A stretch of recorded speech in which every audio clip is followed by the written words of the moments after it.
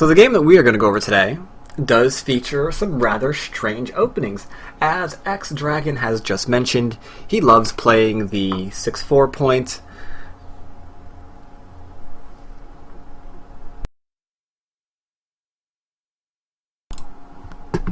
So yes, we are going to be going over a 6-4 game today. Isn't that going to be fun? I hope it will be. It's something that I don't usually do. Where's the real... Yeah? That is an excellent question. But the thing is, because I'm going over this game, I feel like the fact that I'm reviewing it, it contains an enormous spoiler, right? We can kind of predict who's going to win this game if I'm going over a game where very, very unusual openings occur. But hey, it's going to be fun anyway. So, Black opens up with a 4-4 point, and as previously stated, White does anything but. He opens up with this nice, happy 6-4 point. So Black takes another 4-4. So what does White do? Another 6-4 point. So we have a very, very unusual game on our hands. Now, in order to go against something like this, we have to kind of try to figure out what in the frack this says. What is the purpose of these 6-4 stones? What are they trying to do? Are they interested in territory? Probably not. We're about as far away from third line corners as we possibly can be. So, more influential, great. As Moboy just said, Mega Moyo, probably Moyo-ish. Definite invitation to take the corners, as mentioned, because we probably want influence. And yes, as mentioned, if you don't have very good knowledge of Jiseki, definitely don't want to do that. So let's see how these are going to be used.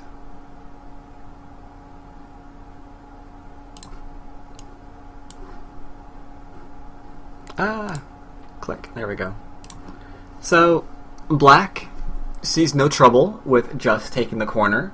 The corner is very much open. It is his turn. There's nothing unusual going on the board for him. So he has the freedom and flexibility to do whatever he wants. He chooses to approach the corner. And now we see White's first attempt to get a result from these stones. He's going to attach for a Jiseki.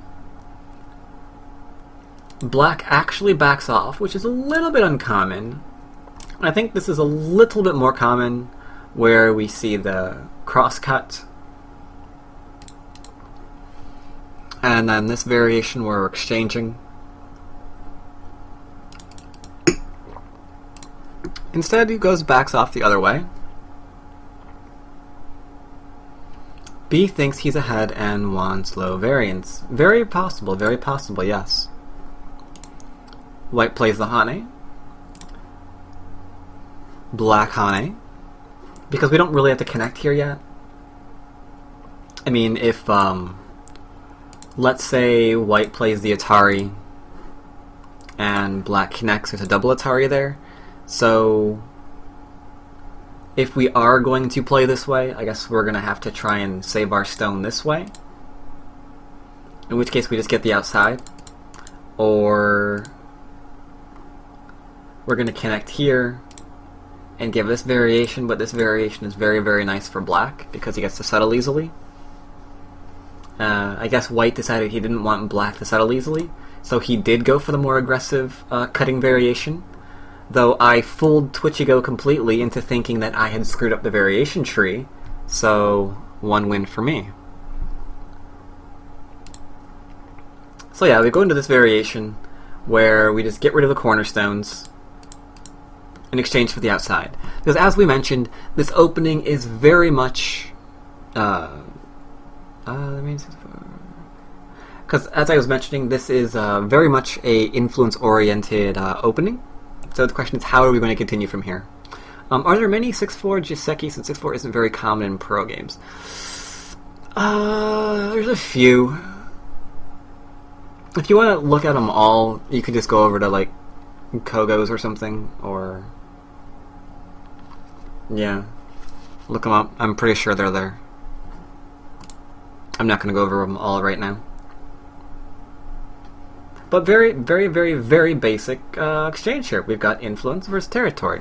But we also have Sente for black, right?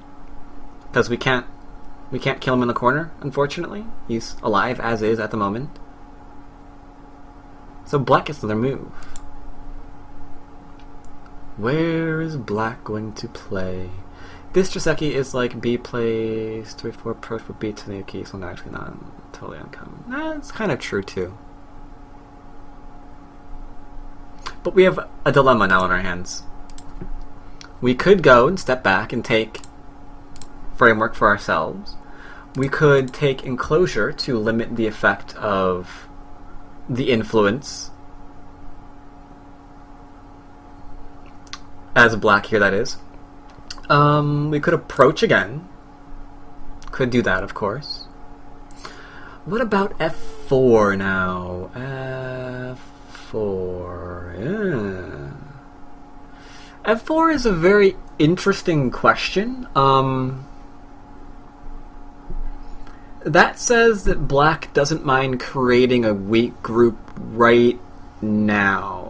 That would be a very strange thing to do. Because if we played F4, we know that these two stones will settle in 2 moves, right? The Hane and the Tiger's Mouth. At which case, it's just going to be the Cutting Stone against this stone, which does have forcing moves still. I think that'd be a very good result for white. So black, I want to get this move right, because it's so unusual. Alright, yeah, that's right. Black actually plays C13, which, you know, makes your mind explode. How in the frack did he come up with this? Because this is not in a Joseki book. So, lovely question here. How? What? Just what? Alright, Komalink says that it's Mii. Where and where? It's more to it than just being right in the middle of the Moyo. Yeah, we do have this really great position where we can slink into the 3-4 stone, or slink into a nice extension.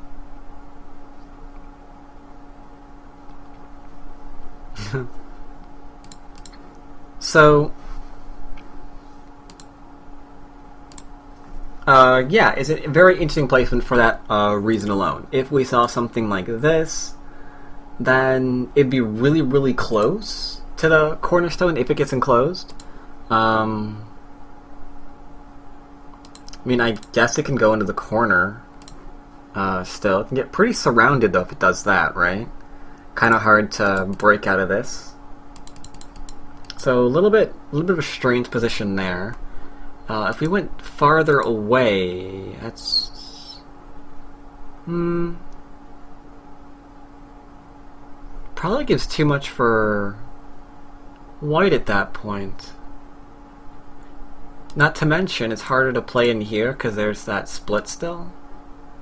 And now if we only do a 2-space, maybe this still actually gets played for a bit of an enclosure. So yeah, very, very deliberate placement here.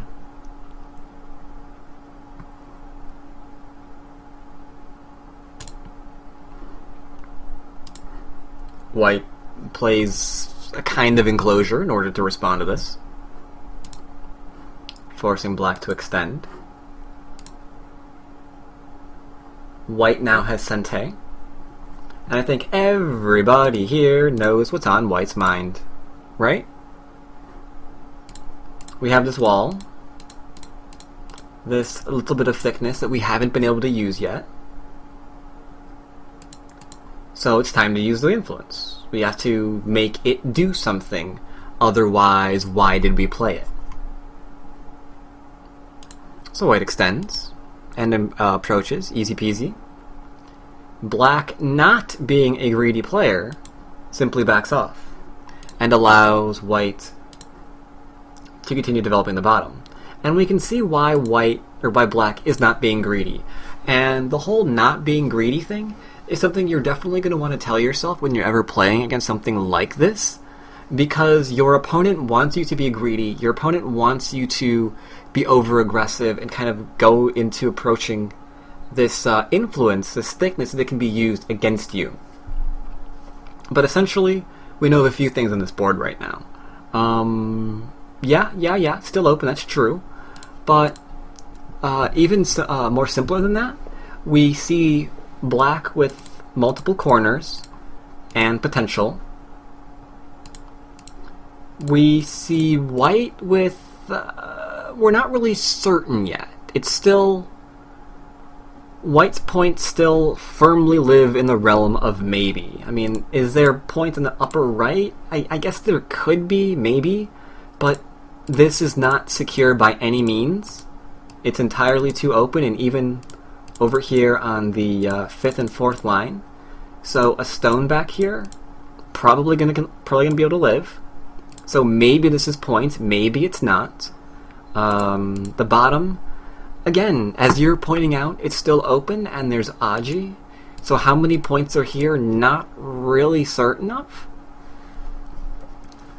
So there's no reason to go ahead and go nuts.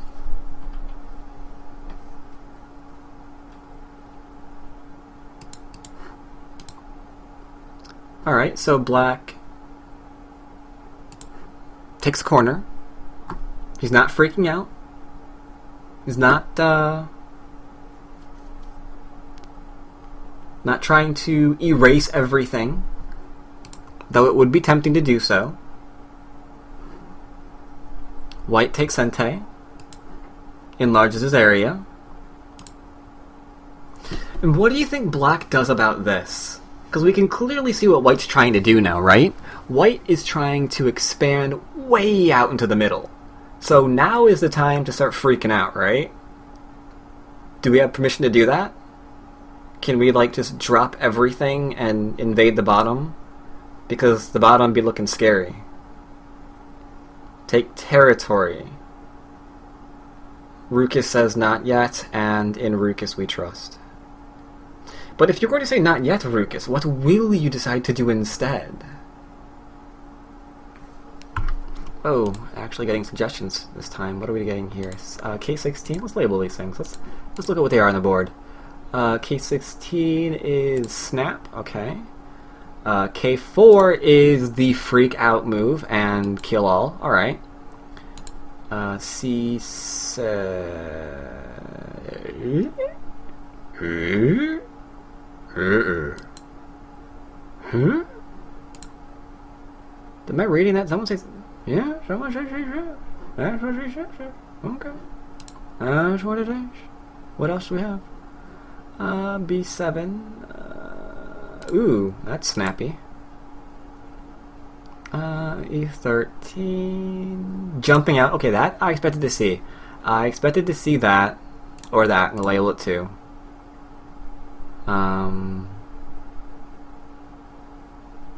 Oh, C8 is what you meant. What? Okay, I can take off C6 then. Because that's just weird. Alright. So a fair few suggestions here. I do like responding locally. Because we have to think about what white wants us to do, right? White wants us to do one of two things. White wants us to freak the crap out and play a move like B. Just drop everything, come into my parlor so I can kill you. I got all this influence, it's just itching to crush something. I would appreciate it if you give me something to crush. And playing a move like an invasion or an attachment is doing exactly that. Another thing that white wants you to do is to potentially leave these two stones alone. So another way to really use influence effectively is to, let's let's pretend that none of these moves are actually on the board. Bonk. Another thing that white wants you to do is to leave this group alone so we can keep harassing it. Because if we can harass this and get it to run away, we can keep developing the middle, and congratulations, our opening is going to pay off large dividends. It's going to be awesome. We got all this influence we went after from move 1. Black gave us a weak group to go after. We got more influence, and boom, we won the game. It just immediately fits one after another. It just melded together completely. Awesome opening. So we don't want to give that to our opponent. So black defends himself. Why not? It's a defense, and it's threatening to go through a large knight. So the whole getting me to run away like a crazy person all around the board, black says is not going to happen. Also forces a response from white. If you want to try to use this to develop, you can't just let black slice through you. So, had to respond. But the response, we have a larger base now for ourselves than we did previously, and we still have a way to escape. So black does the first truly daring move here, and he says, that is not Sente. I'm fine there. I'm going to reduce you. E13 could be okay, but it would not be Sente. It would most assuredly not be Sente.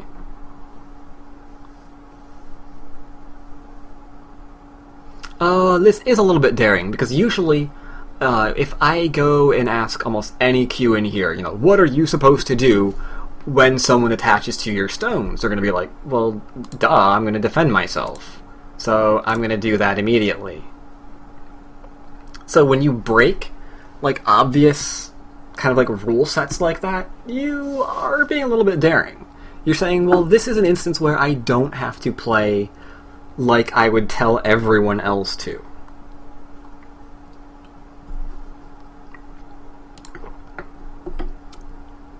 You can break Go Proverbs eventually, every once in a while.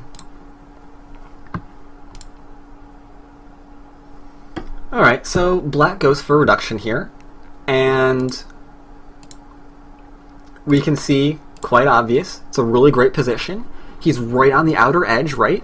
We've got this glorious sector line that we're kind of towing the line to. And the follow-up allows us to slice him to pieces. So what do? What do we do as white? Because we can't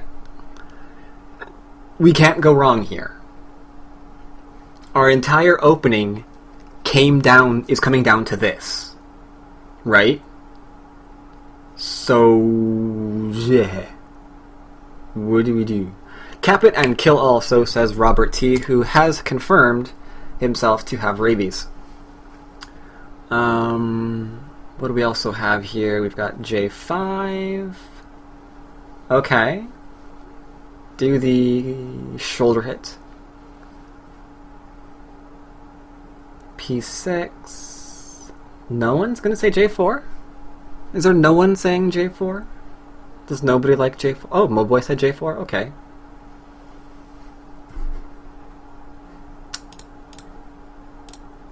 He does J4.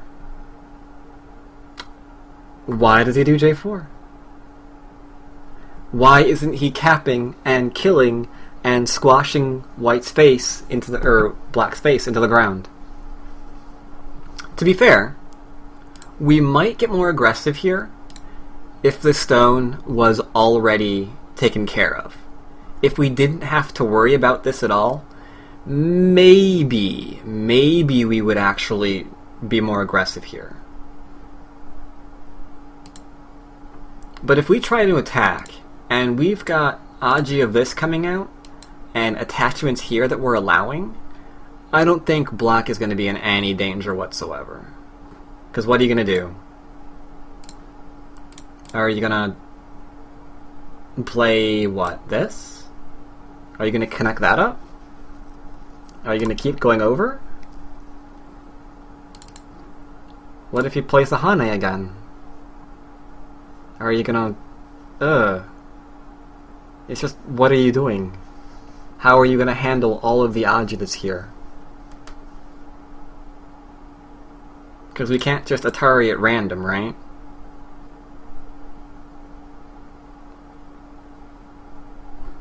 So yeah, entirely too much.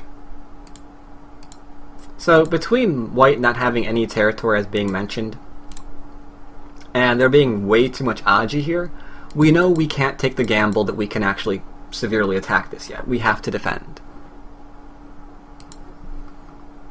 So black takes a frameworky move for himself with Sente. And now it's white's turn. Now it is white's turn. White goes on the attack. Because sure, black played a move, got a response, but he didn't draw away with it. So it looks like we finally have something to attack. Pretty much. I really can't see you playing, for example, anywhere else on the board and just letting black connect back up. Because it seems like it's going entirely too good for black at that point.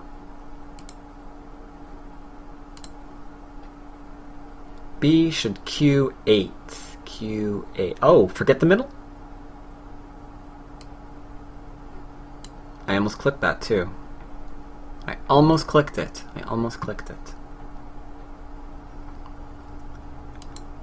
B should treat lightly K5. Okay. Do you have a suggestion on how to treat that lightly?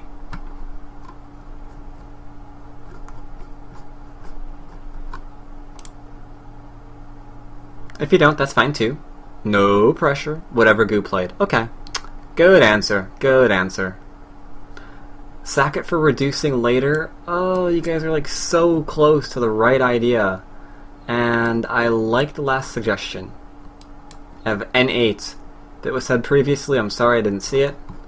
But yes, N8 is such a wonderful idea, especially in light of the last move. N8 says you can kill my stone.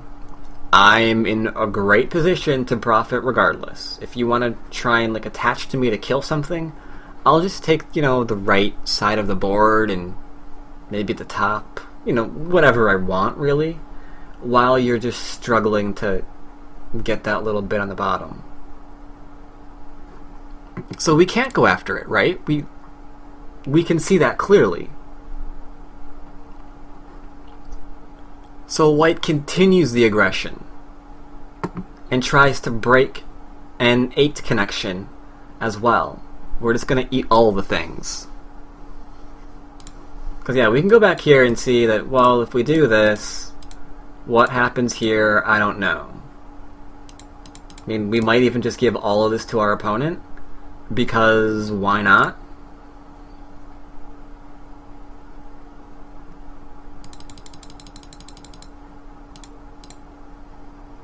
So alright, white's trying to aggressively stick to everything that he's trying to do. He opened up for influence. Influence is typically used to like attack something, and we're trying to attack something. That is what we want to do, that's what we're going for.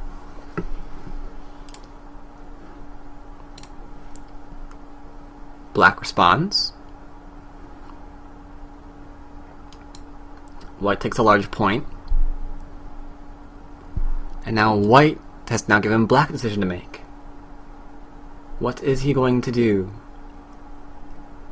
Is he going to keep playing on the right-hand side just to ensure that he's fine? If so, that's pretty cool. Got him to keep playing moves, give us Sente over and over and over again to defend himself. Rukus steal the corner because he's seeing this nice large area, a large knight, and this 3-space 4th line contraption, and it's kind of worried about it. But you don't really have to be. Like I said, this is still open. There's like still an invasion point here.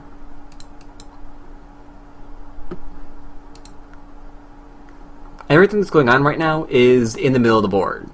So if we were to just drop everything and go up there, then we're kind of being guilty of that wonderful, wonderful Chinese proverb that advises you not to go fishing when your house is on fire. So we're not going to do it. Black says everything in the middle is the center. This is where everything is. I'm not going to be tricked by, you know, worrying about this stuff I know everything that you've been opening for up until this point is centered around doing that middle. So I'm defending myself. Just gonna connect myself up.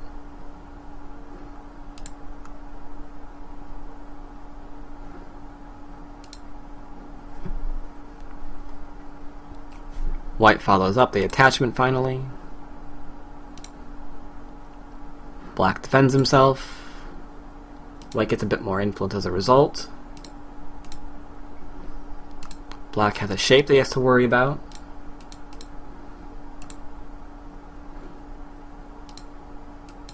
White's patiently building up his influence because maybe we can attack those 3 stones. But who is noticing the problem with White playing this way? Who's noticing that their problem?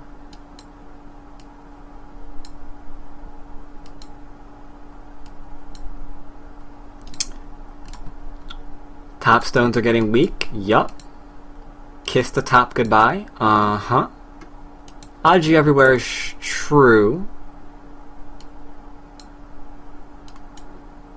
But White's just responding. Or Black's just responding, rather. He's just going to get himself stronger.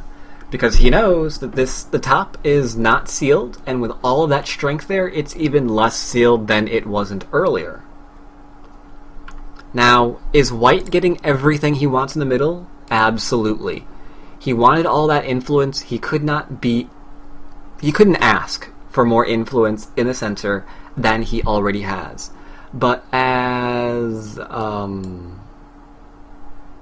Zabumafu, weird name, has already pointed out, by playing this way, by saying, you know what, there's Aji in my corner, I'm going to ignore it, he's strong now, my tops can be invaded, I don't care, we're all concentrating on the middle. That isn't all of your eggs in one basket scenario.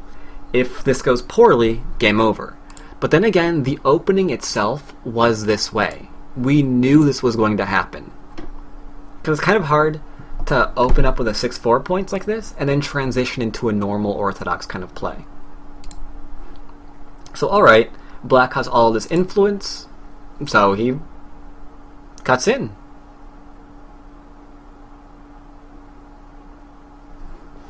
Okay. Gonna try and use some Aji for some magic happening here. But Black is not stupid enough to Atari. He extends, ensuring that this is now disconnected. Bit of a large corner on the top left, potentially now. That's quite a bit of territory. But quite a bit for White, for Black too. So now the question is, what are we doing here, and how can we do it? White says, well, this is where everything was going. As Moboy says, P10 looks cool and we are gonna play it. Time to cut everything off, hopefully, and have ourselves a great fight. Great fight, great fight, great fight. That is what we're going after. So, how do we get shape here? Do we start playing like these kind of moves? Do we try and run out? Do we just start randomly poking at everything we can? M5. Start poking at the elephant eye, okay. All of the above. Yes, let us play 6 moves in a row. We shall win then.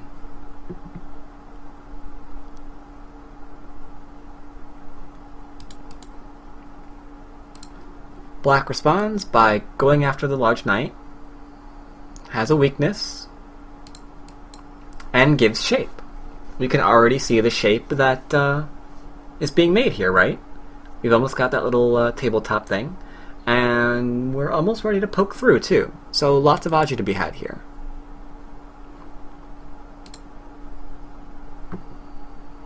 Shape is a good thing, that is true.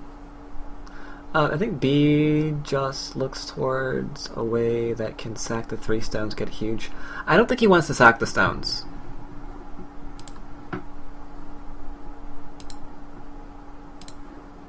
So white plays to kill off some stones.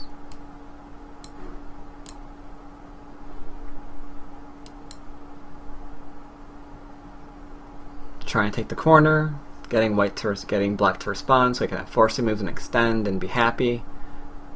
Black says, nope, I'm still not being tricked here.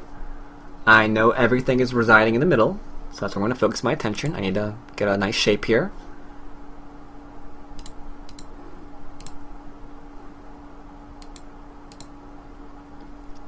A bit of a connection.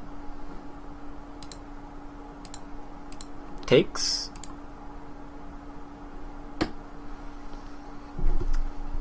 And now here's something unusual. Who says the middle is fine right now?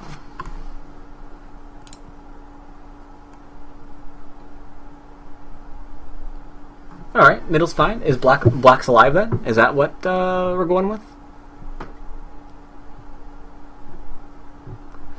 There is a lot of space there, and he already has an eye.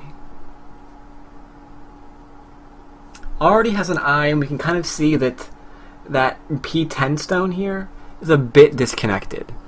So Black again plays away. White has to respond. Black probes. Says no life for you.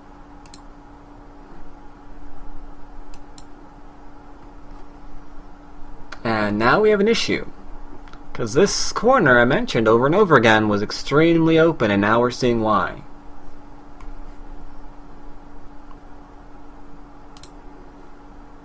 Tries to defend himself a bit.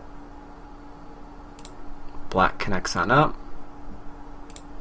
And white cuts through. So we should be okay.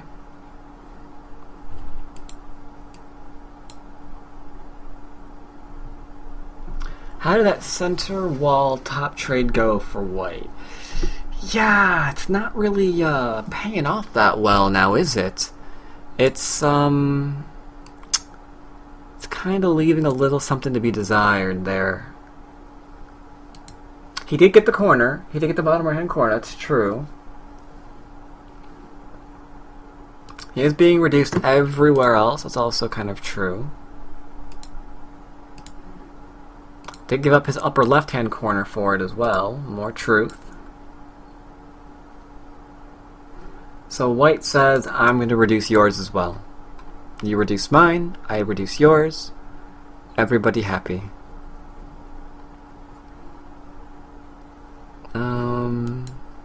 Oh shoot, no, use settings, go away. How'd I click that? There we go. Alright, so honey on the outside. White, of course, cuts. Black Atari. Get dual extensions here, fairly normal and straightforward. Extends down to force capture. But Black is now poking at the group that's completely surrounded and questioning if it's alive yet. Has to respond. Same thing, has to respond, or we're connecting up. So white lives. Okay, we're alive. Time to make certain that our shape is fine. Though E, as you can already see here, Robert T likes E19. It's a bit of a hard move to find. And it's really easy to make that move wrong.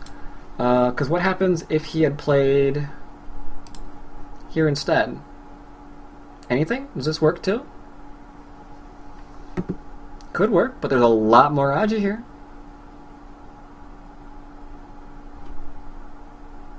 E19 for Black? No, I don't think so. That doesn't seem like it's going to work. How many eyes can we get here? Keep poking! It'll die somehow. I don't think that's going to work out quite so well. But there is more Aji here. We can actually keep poking this and keep poking this, and there's just so much that white's going to have to respond with.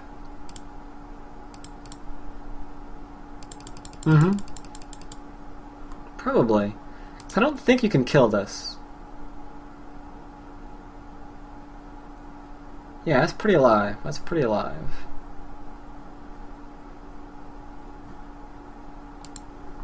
But with this, not a lot of endgame. Or a little bit less, anyway. Continuing onwards. Where was I? Extension out. Right. So, white responds by poke.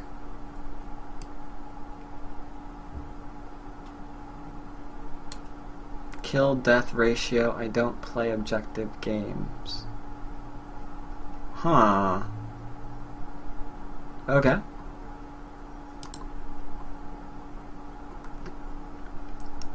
So, black is getting shapes.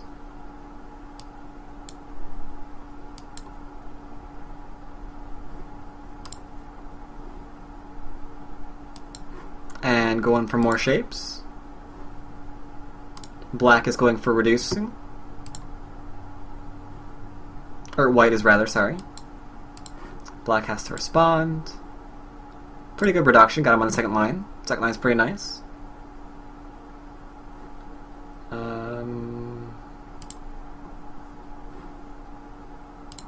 Keeps trying to poke out them eyes. But black has lots to work with here.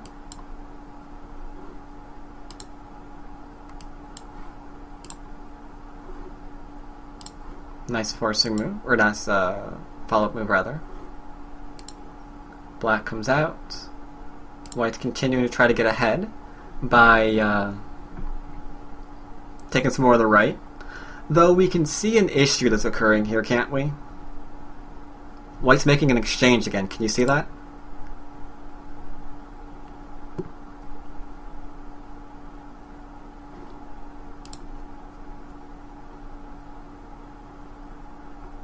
Oh no.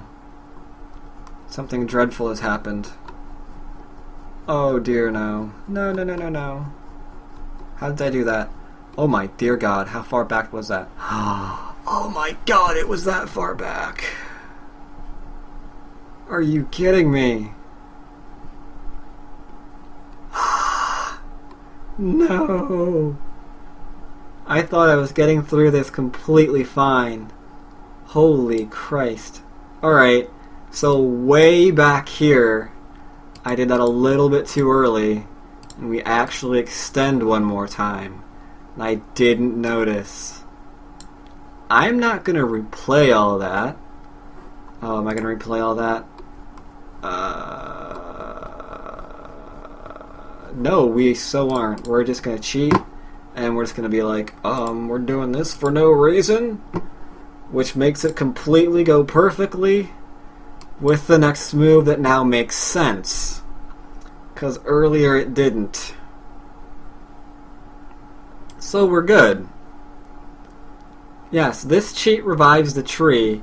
And it's not that the tree is broken, we're just pruning it a little. That's all. So anyway, White Hane gets cut and is forced to choose which group he doesn't like. He decides he doesn't like the middle group, the outside one's much more important, so we get cut. That's large, and we can see that this was building up even without that stupid mistake, because it really is the same thing over here. I mean, the whole threat to cut still exists.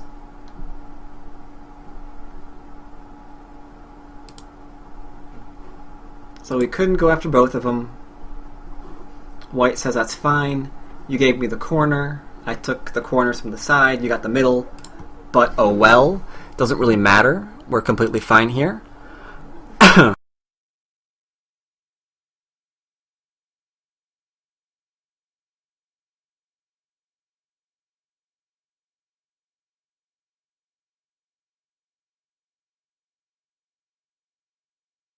Want to hear that?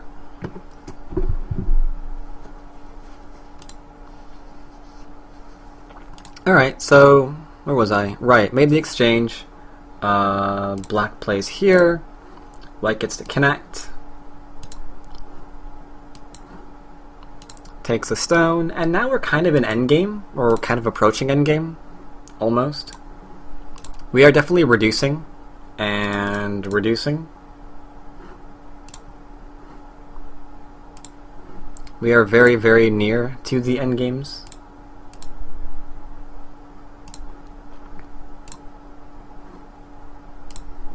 But, spoiler, this game doesn't actually go to endgame. We see white try a few reductions, which is pretty good. This move is a very, very nice one to get in. Good enforcing move. We see white try and go for as much of the middle as he possibly can get his hands on. But we have some easy responses by black. I mean, does white get some? Sure. But the middle is just so enormous. And he gets this happy little push through here, which is even more enormous, to ensure that white can't connect up. White connects. I did it again. I did it again. Did it again. Alright, now that one is a legitimate mistake. I responded immediately because I'm stupid. If we actually do something dumb like I did, guess what happens to you? You feel really, really silly. Because if we try and do that, we die. So we have to turn here in order to not let that happen. Go up, connect, get to Atari, connect. Monkey jump. Easy response to monkey jump.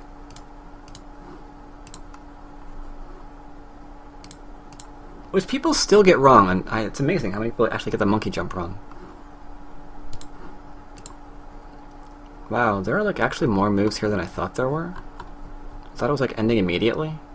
Kind of wrong about that, sorry. There's a few more moves than I thought. But right now it's just basic trying to, you know, peck and reduce each other as much as possible. Connect, connect, and then connect. Nice little sequence there for Sentei and stuffs. Gets to extend, forces a connection, but we've now ensured that stone's not dead, so that's good for us. We can threaten to connect up here, which is bad for white, so he's going to block that. Can take, not that, stupid, can do that, and take the stones. See, now that I killed the tree once, I don't even care. I can just like keep slaughtering it all day.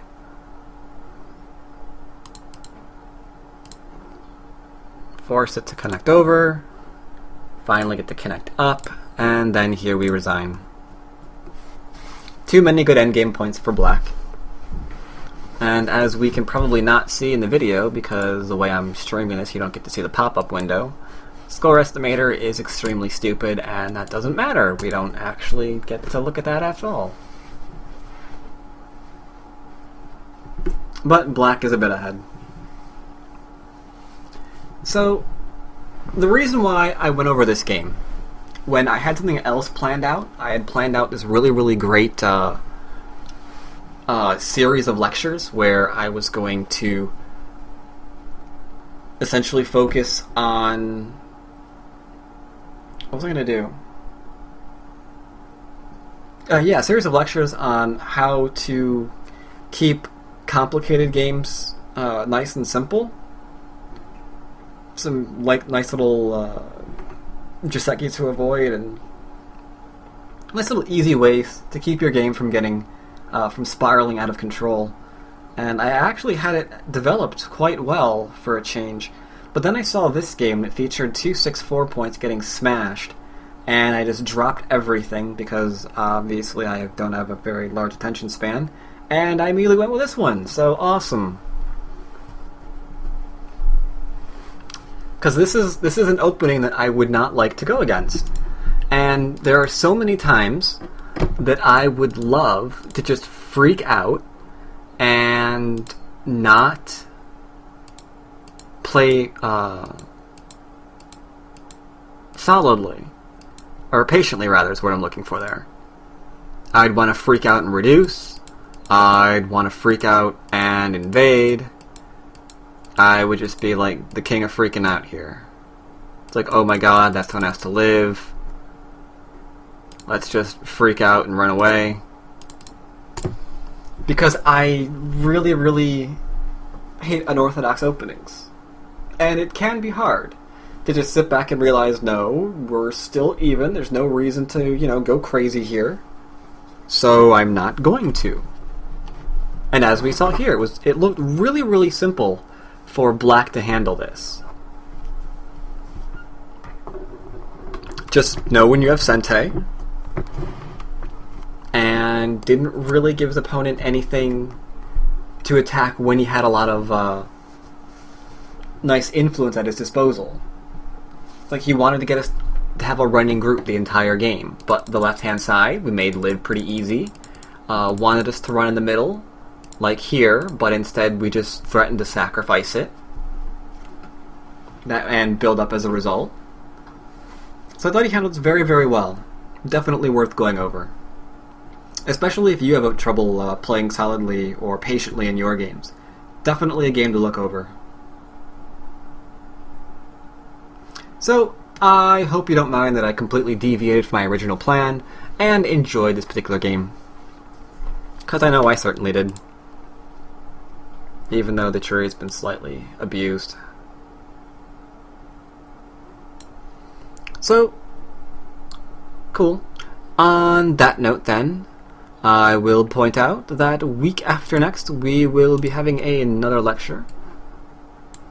I will also point out that if you wish at any point to continue donating to said lectures, you are more than welcome to do so here.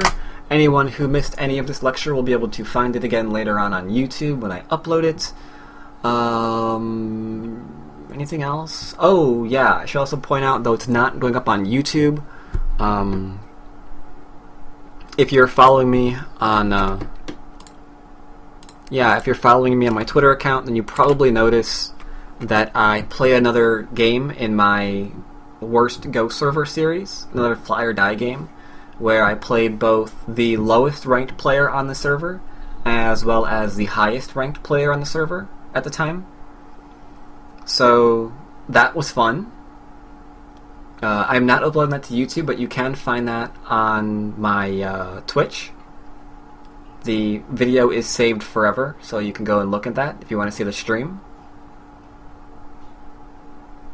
I will be doing an official Fly or Die one, though. I will be doing that one, now that I'm a little bit higher ranked and I actually have like a color next to my name. And then that'll just conclude the Fly or Die series, and I'll go over to another server that I already have lined up. So yeah, are there anything else to go over? I don't think so. I think that about covers it. Ocean Drop is not following me on my Twitch, or on my Twitter. But yes, my Twitch is there as Batsko. Anytime I do a stream, I always announce it on my Twitter, so a really good way to find out like where I'm doing stuff, go there. Yeah. Anyway, I intend to do more Taigem games, but right now I'm just having a lot of fun with the Worst Go Server series. I'll get back to Taigem and World Baduk and things like that. Anyway, thanks all for stopping by. I hope you all enjoyed. Continue to enjoy, and I will see you all later.